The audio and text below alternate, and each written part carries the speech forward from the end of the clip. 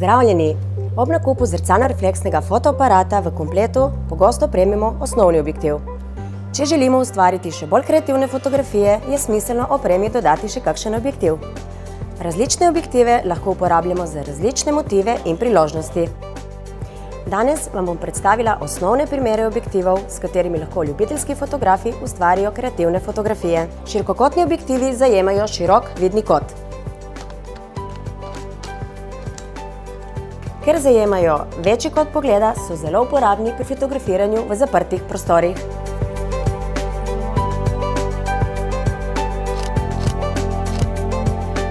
Odlikuje jih tudi velika globinska ostrina, zato so zelo uporabni tudi pri fotografiranju pokrajine.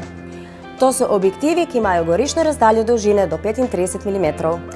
Klasični objektivi se uporabljajo za fotografiranje portretov in krajinsko fotografijo.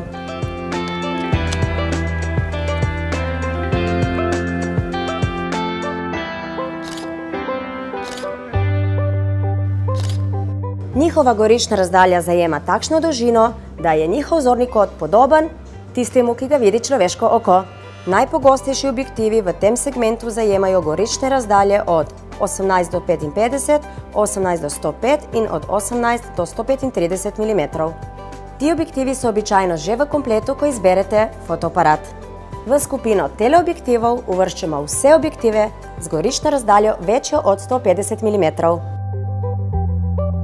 Uporabljajo se pri fotografiranju oddaljenih motivov, najpogosteje pri fotografiranju živali in športa.